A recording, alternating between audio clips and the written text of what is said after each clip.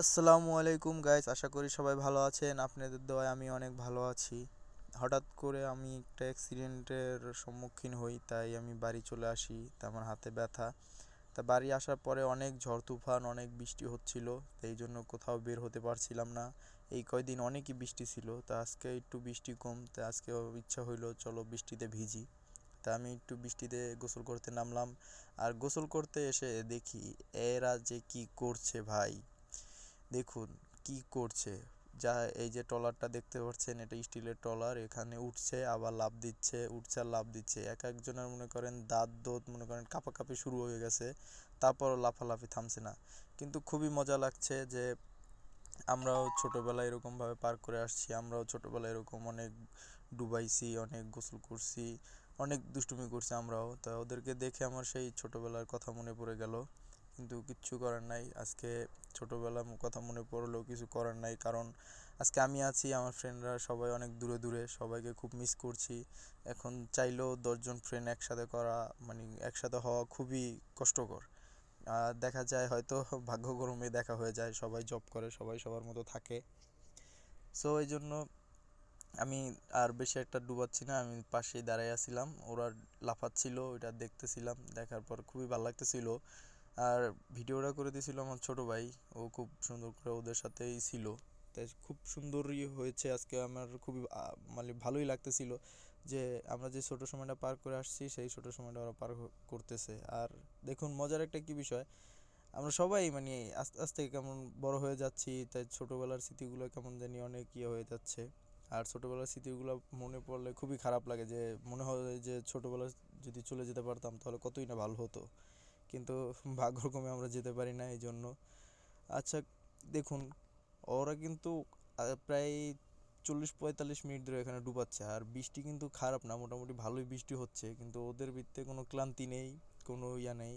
শীতে এক একজনের দাঁত দোত কাঁপছে, তারপরও গোসল করা থামতেছে না। মেইন কথা হলো গোসল করতে হবে, এইটা হলো মেইন কথা ওদের। আর দেখুন কিভাবে লাফাচ্ছে, একজন আরেকজনের উপরে এই সিঁড়ি বেয়ে এই রশি বেয়ে উঠছে, উঠে আবার উপরে থেকে লাফ দিচ্ছে। আর এখানে যার বোট সে খুব টেনশনে আছে, কারণ তার বোট হয়তো বৃষ্টিতে ডুবে যেতে পারে, এই জন্য সে পানি হিঁচতেছে। এই দেখুন উপরে থেকে কি করছে, মানে ওকে এনার্জি কত প্রকার দেখুন। সবাই একই, কিন্তু কিন্তু আমরাও ছোটোবেলায় এরকম করেছি, আমরা ছোটোবেলায় অনেক দুষ্টুমি করছি। এরকম এই সময়টায় আমরা ফুটবল খেলছি, তারপরে ক্রিকেট খেলতাম বৃষ্টির ভিতরে, তারপর মনে করেন মাটি দিয়া মারামারি করতাম, মাটির ভিতরে এক ফ্রেন্ডে ফালাই সবাই মিলে টানতাম। তো এরকম ছিল। কিন্তু এখন তো আর ওই সময়টা নাই, বা এখন ওইরকম সিচুয়েশনও নাই, কারণ এখন অনেক বড় হয়ে গেছে। আর এখন সব ফ্রেন্ডরা একসাথে হওয়াও খুব মানে খুবই কষ্টকর। যে আগে যেরকম সবাই একসাথে হইতে পারতাম, এখন তো ওইরকম হইতে পারি না। আর সবচেয়ে মজার বিষয় হলো গিয়া, এখন সবাই ফোন দিয়ে একসাথে আনাও খুব কষ্টকর, এগুলো সবাই সবার কাজ কামে ব্যস্ত থাকে, এই জন্য অনেকে আসতে পারে না।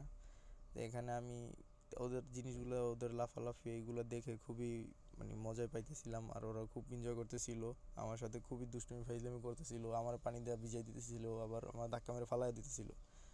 তো ওরা আমার বলতেছে যে বেশি দূর লাফ দিয়ে যাইতে পারবে তারে নাকি আমি পুরস্কৃত করব। তো দেখি কি করে। ওরা এরকম কিছুই করতে পারে না, সবাই এক জায়গায় লাফায় পড়তেছে। ঠিক আছে, এই যে হাসান আমার ছোট ভাই, ও লাফ দিল, দেখুন ওই যে উপর থেকে লাফাবে ওরা, তো এই জন্য ওরা নিচে পাঠাই দিছে। এই দেখুন কত সাহস ওদের, একজন আরেকজনের গায়ের কাছে গিয়ে পড়ে, তারপরও মানে ভয় পায় না। দেখছেন, একজনের পর একজন, একজনের পর একজন, খুবই মানে একটা মজার সিচুয়েশন। যারা সামনাসামনি এই দৃশ্যগুলো দেখেন তাদের কাছে হয়তো অনেক বেশি ভালো লাগবে। আর সবার কথা বলতে পারি না, বেসিক্যালি আমার খুবই ভালো লাগতেছিল যে এই সময়টা আমরা এই সময়টা পার করে আসছি, আমারও অনেক খুব ভালো লাগতেছিল। আমার সব ফ্রেন্ডের কথা মনে পড়তেছিল যে আমরা এইগুলো দিনগুলো পার করে আসছি। আজকে আমি একা আছি আর অন্য কেউ নাই। আজকে এই পর্যন্তই, সবাই আমাদের জন্য দোয়া করবেন। আল্লাহ হাফেজ।